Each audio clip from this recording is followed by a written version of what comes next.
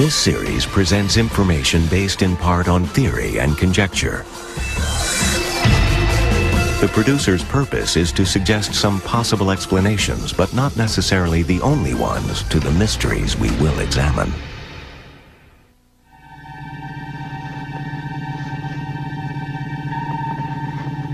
A family in Utah claims they were abducted from the safety of their home and held prisoner on board a UFO.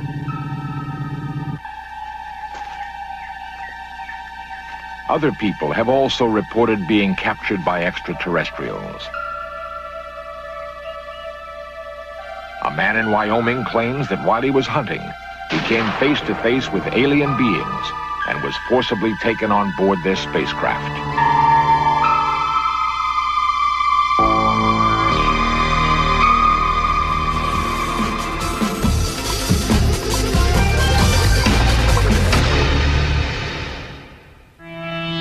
$500 billion stars in our galaxy alone, each a seething universe spitting fire and light.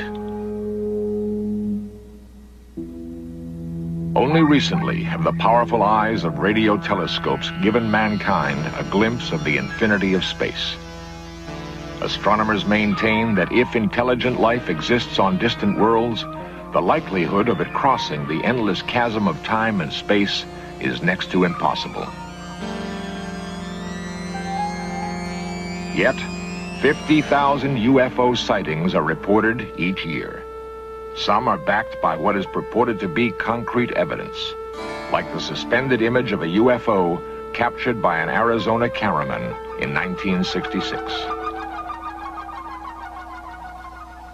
The television cameraman isn't the only person who's convinced that he has proof that UFOs are visiting the Earth. What's even more startling are the first-hand accounts of people who insist that they've been abducted by extraterrestrials. These people claim to have been held as prisoners on board spacecraft, examined by aliens, and then released. What makes their testimony difficult to dismiss is that it comes from average Americans.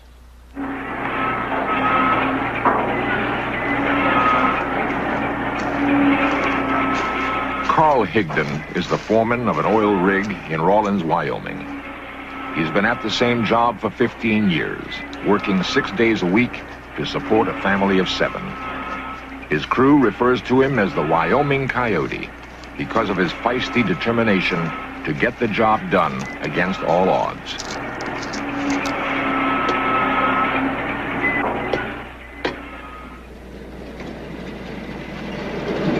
Experienced woodsman with a love for the hunt, he looks forward to those days he can retreat into the forest.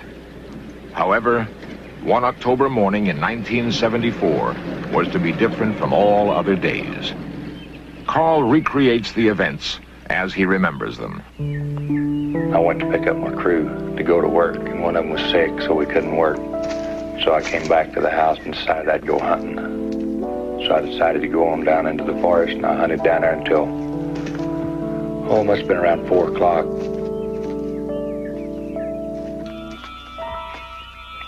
So I walked down over this hill. Whenever I got over the hill, I seen these 5 elk standing down there. One of them was a big bull, so I raised my gun to shoot. Then, something happened beyond his range of experience.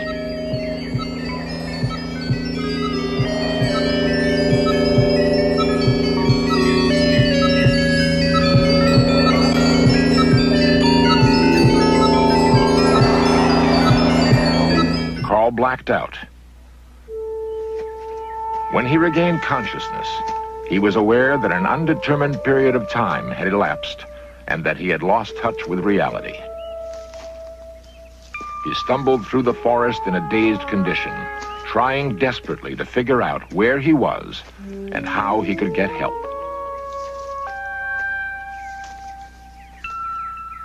By 8 in the evening, Marjorie Higdon became alarmed when her husband hadn't returned. She called for a search party. Hello, Marilyn? Yes, this is Margie. Carl's not in from hunting yet, and I was wondering if you guys could take me out and look for him. Yeah, I know, but he's not in yet. Yeah, but I don't have a 4-wheel drive. Uh-huh.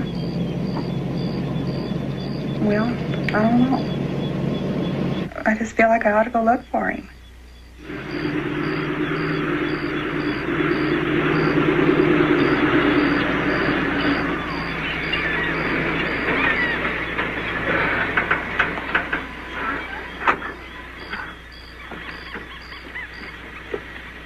Carl's friends discovered him in a semi-conscious state.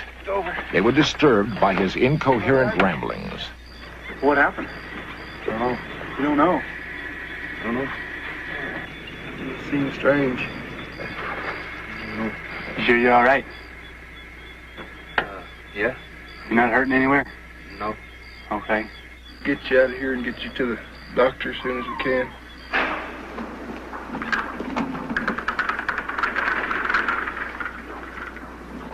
Carl was rushed to the emergency ward of the Carbon County Hospital, where he had trouble seeing, hearing, and speaking. Nurse Ella Peterson attended him for 3 days.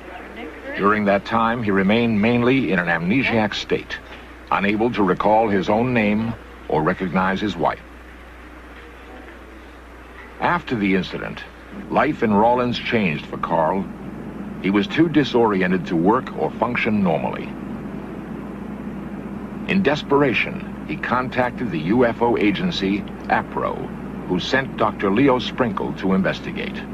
I serve as a consultant in psychology, and my primary interest is working with those people who claim to not only see flying saucers, but also claim to have had some kind of abduction experience or some kind of contact, face-to-face contact with alien beings who are associated with the UFOs.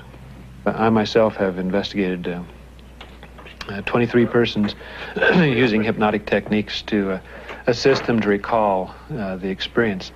Okay, let yourself relax deeply and go right back to that same deep concentration, that same deep relaxation. Let the muscles relax. Let yourself know that you can breathe deeply and easily as you look at the spot. Sometimes these people have a loss of time experience, an amnesic period, which occurs during the UFO sighting, and then later they check their watches and find out that they have lost some time, which they cannot account for. And these cases are most exciting and interesting because it suggests the possibility that the persons have been taken on board, have been examined, and then released, and have been told that they will not remember what has happened.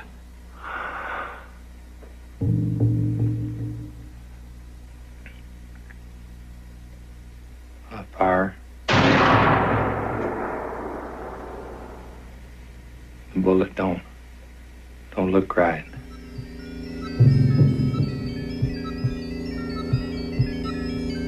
There's somebody. Strange.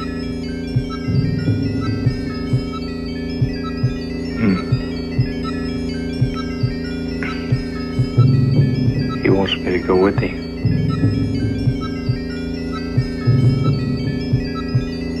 Lights are bright.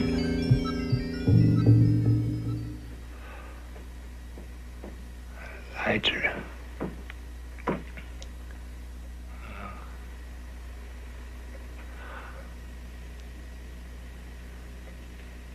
I can't keep my eyes open. I can't see.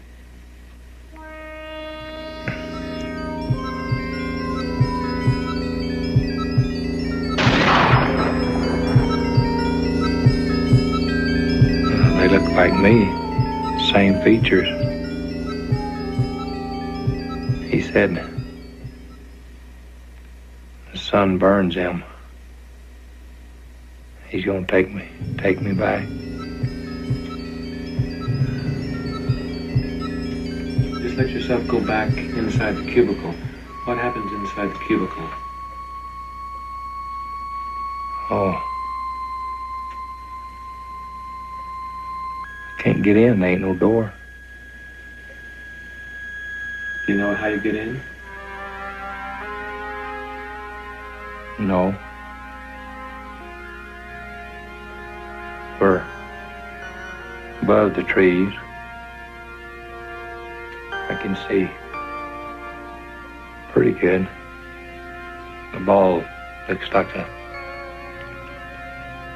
basketball. But it's got a blue, gray outline.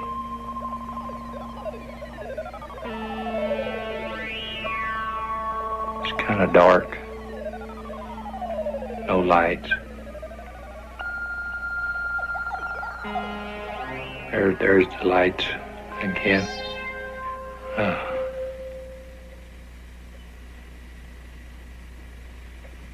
We're back. In the investigation of a case, Dr. Sprinkle attempts to establish an abductee's credibility. Shock condition. He closely questioned Nurse Peterson to determine Carl's condition immediately following the incident. He kept his eyes closed most of the time, saying that they hurt quite a bit. And other than that, why, he had no complaints of pain. Raise both arms for me. This first detachment goes across your upper abdomen. In order to corroborate the story, he arranged for a polygraph exam to be administered. Regarding whether or not you actually had that UFO experience in question, do you intend to answer truthfully each question to that? Yes.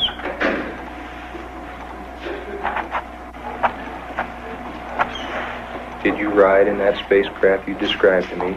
Yes. In my own personal opinion, I find with the cases I've investigated that there seems to be no evidence of hoax. There seems to be no evidence of a psychotic reaction which has caused the individual to falsely believe that he or she has had an abduction, so that I'm left with the mysterious and sometimes uncomfortable feeling that the cases are happening as the individuals described. That is, that they are being taken on board, examined, and released by intelligent beings who, for their own reasons, are engaging in these experiences.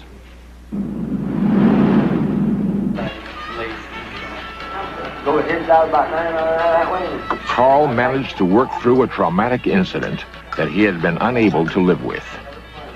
With the help of Dr. Sprinkle, he no longer was haunted by nightmares.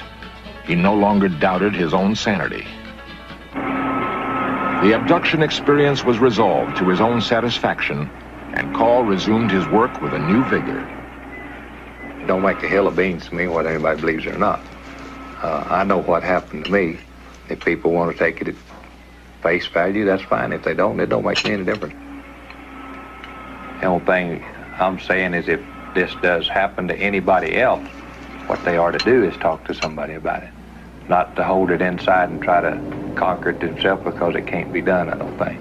I don't think our mind can take it. As far as the experience happening to me, I think if it hadn't been for Dr. Sprinkle, I probably would have been in an institution by now. Carl's is not the only abduction case. There are others who claim to have been UFO captives. The giant mills outside of Salt Lake City are the center of steel production in the West.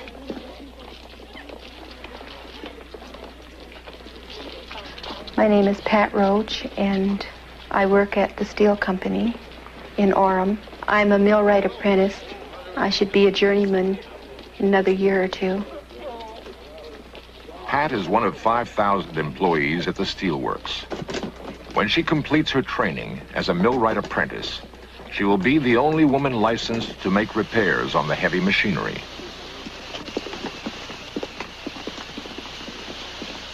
When the work whistle blows, Pat hurries home to her #1 responsibility.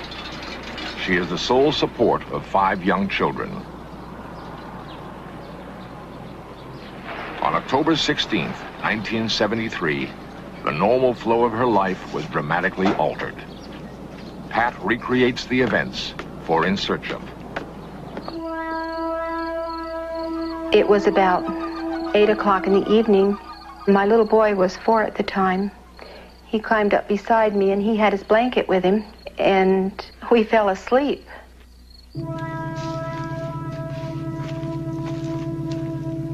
Sometime between 8 and midnight, something invaded the privacy of Pat's home.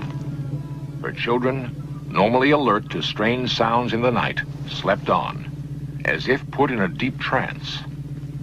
They would later believe that they were abducted during their sleep.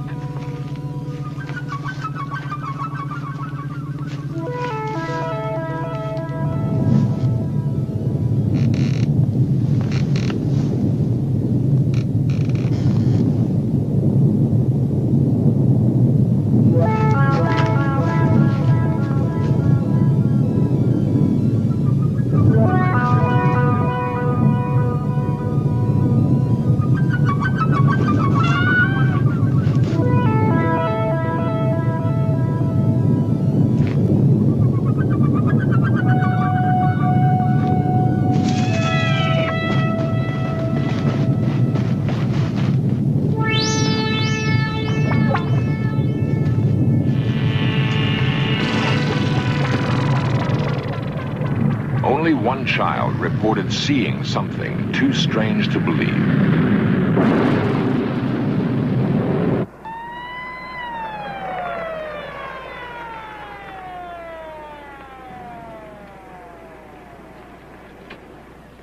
Police Sergeant Ray Edwards answered Pat's call for help. He investigated the area, but could find no evidence of an attempted break-in.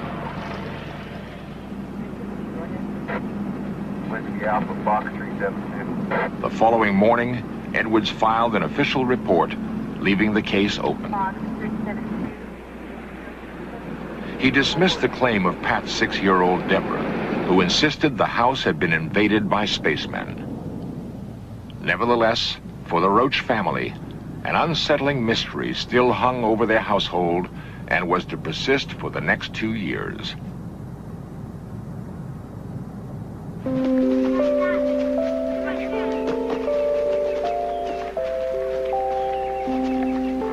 UFO investigators believe victims suppress the memory of an abduction because they are programmed to do so.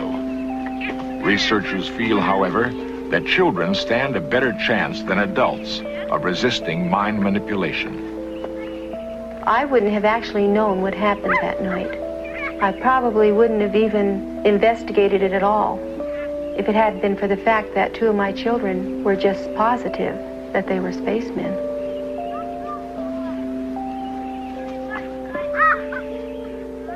I began reading about UFOs, and I began looking at magazines that had stories about UFOs and seeing other people's experiences. And I thought, there must be more to it than what we know. And so I thought, well, the only way we'll find out any more is to go under hypnotism. Tell me more about the time. In order to recall the events, Pat contacted Dr. Jim Harder of APRO, the Aerial Phenomenon Research Organization. And I and 2 other members of APRO are in charge of the close encounter investigations. What I mean by that essentially are close encounters in which people have had intimate contact with what could only be called alien beings. I have talked with 30 or 40 people who've had such experiences. Now, in various degrees, I've been able to regress them through particular experiences. 1, 0. Your whole body's feeling very heavy and relaxed, except that your left arm is beginning to feel The hypnosis enabled Pat to retrieve memories that she had long buried.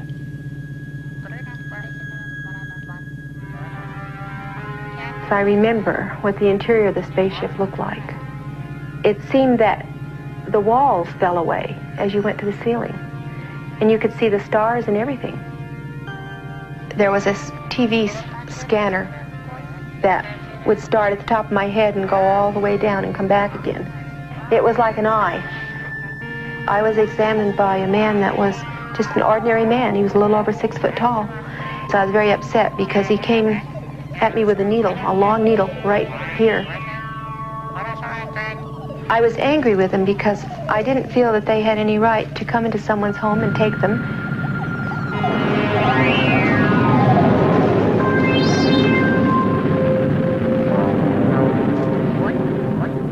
And what I was particularly upset with him about was that I didn't know where my children were. They know everything about us physically, how to make us well and everything about how our body operates, but they can't understand our emotions and our feelings and our ideas about things. They don't understand us. I don't believe that they really want me to go on TV and tell my story, because if it's happened to other people, they might start putting the pieces together and realize that they've had the same experience.